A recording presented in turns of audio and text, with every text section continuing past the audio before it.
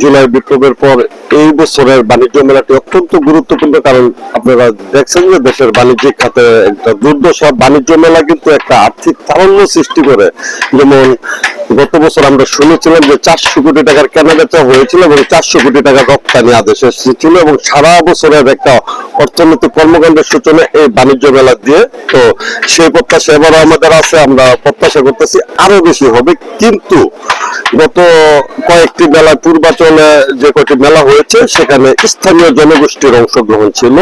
স্থানীয় লোকজন ইজারাদার, ব্র্যান্ডিং এতে শুরু করে দোকানপাট, খাবারের দোকান এবং বিভিন্ন ভলান্টিয়ারের কাজে তারা জড়িত ছিল, এবং যেসব সেলসম্যান গুলো লাগে সেখানেও স্থানীয় লোকজন জড়িত ছিল। এবছর কিন্তু সেটি একেবারেই নেই, যে কারণে আসলে এটা যে একটা প্রাণের উৎসব স্থানীয়দের কাছে, সেই উৎসবের আমেজটা কিন্তু নেই। আপনারা দেখছেন যে এখন অলরেডি মধ্য দুপুর, সকালে মেলা উদ্বোধন হয়েছে, এখন কিন্তু হাজার খানিক লোক বাণিজ্য মেলায় প্রবেশ করে নাই। তো এটা আসলে প্রাণটা যেন নেই আর কি। আর এখন আমি একটু ঘুরে দেখলাম যে এখানে সবকিছুই কেমন একটা অগোছালো, যেমন শেষ সময়ে এসে গুছগাছ করে যে আজকে পণ্যের পসরা সাজানোর কথা ছিল, সেই প্রস্তুতিটা কিন্তু ব্যবসায়ীদের নেই। আসলে তারা এখনো দোকানে কাজ করছেন।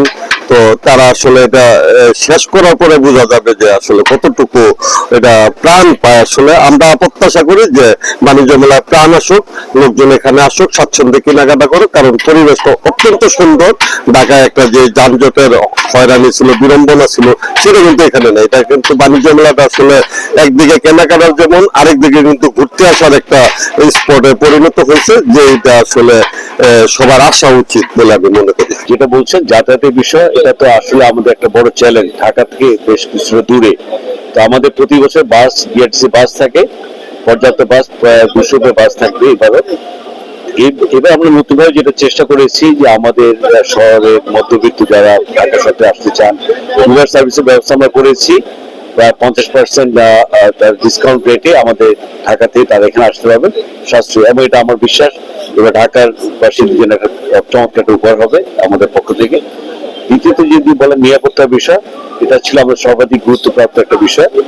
আমরা সবচেয়ে বেশি জোর দিই সেই কারণে যে বিভিন্ন ঢাকাতে বেশ খানিকটা দূরে প্রায় 50 লক্ষের উপর লোক এখানে আসা দরকার। আমরা এই জন্য পর্যাপ্ত পুলিশের আয়োজন করেছি, প্রায় 800 উপরে পুলিশ কাজ করবে। এছাড়াও র্যাব, আমাদের যেটা আনসার, আমাদের আর্মির যারা সেনাবাহিনীর সদস্য, ওরাও নিয়মিত পরিদর্শন করে যাবেন। আমাদের এবার দেখবেন এবার নতুন ইয়ুথ প্যাভিলিয়ন, জুলাই চত্বর, 36 চত্বর, এগুলো কাজ হয়ে গেছে। আর কিছু জায়গা যেমন সোর্সিং কর্নার যদি আপনি দেখেন, আমরা নতুন ভাবে সংযোজন করেছি সোর্সিং কর্নার।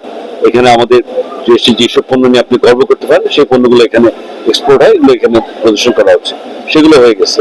কিছু কনজিউমার, ওরা ট্রেডাররাই তারা তাদের মতো একটু সময় নেন। তো আমরা তাগাদা দিচ্ছি, ইনশাল্লাহ আমরা বিশ্বাস করি আমরা আগামী সামনে শুক্র শনিবার আছে, এর মধ্যে তারা, আমি বিশ্বাস করি তারা তাদের প্রতিযোগী এটাকে শেষ করে নিয়ে। এটাকে আমরা আগে একটা পুরো কনজিউমার মেলা মতো ছিল, আমরা এটাকে এখন সোর্সিং কর্নার, আরো অন্যান্য আয়োজন দিচ্ছি। আমরা এটাকে একটা আমাদের দেশে যদি প্রেক্ষাপটে ভাববেন, এটা আমাদের ক্রেতা বিক্রেতা, দেশে বিদেশি দর্শনার্থী সবার যে একটা মিলন মেলা, এটা বিনোদনের জায়গা। একটা আমাদের একটা আছে না, আজকে আমাদের চিফ আমাদের প্রধান উপদেষ্টা মহোদয় বলছেন একটা মিলন মেলা, সেই আঙ্গিকি। তো ওইখানে আমাদের এবার টার্গেট হয় না। তো আমরা বিশ্বাস করি এবার গতবার প্রায় 44 থেকে 45 লাখ লোক এসেছিল, এবার আমরা 50 লক্ষাধিক লোক আমরা আশা করছি আসবে।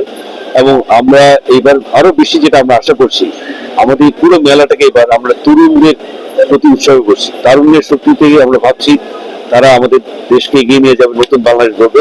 আমরা এই ফেস্টিভ মুডটাকে, এই আনন্দ ঘন মুডটাকে আমরা ধরে রাখার জন্য প্রতি শুক্র শনিবার আমরা উন্মুক্ত সাংস্কৃতিক অনুষ্ঠান আয়োজন করছি।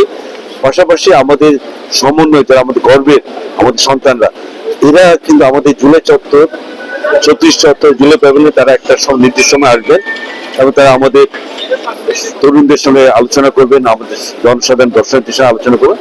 আমার বিশ্বাস এটা তাদের একটা বড় আকর্ষণীয় সুযোগ থাকবে। এই যে মেলাটা, এই মেলাটার মাধ্যমে যে মিডিয়াতে যে প্রচারণা হচ্ছে, আজকে বিভিন্ন দেশের ডিপ্লোম্যাটরা আসছে, আপনারা লক্ষ্য করবেন। তো তো এই যে প্রচার প্রচারণা, আমাদের যে উদ্যোক্তারা আছে, সৃজনশীল প্রতিভা যাদের আছে, যা কিছু তাদের, এই যে আজকে আমাদের মাননীয় উপদেষ্টা মহোদয় বলছেন যে প্রত্যেকেই উদ্যোক্তা, হ্যাঁ, তো সেই উদ্যোক্তাদেরকে একত্রিত করে তাদের মানে কাজটাকে ছড়িয়ে দেওয়ার জন্য এই মেলাটা।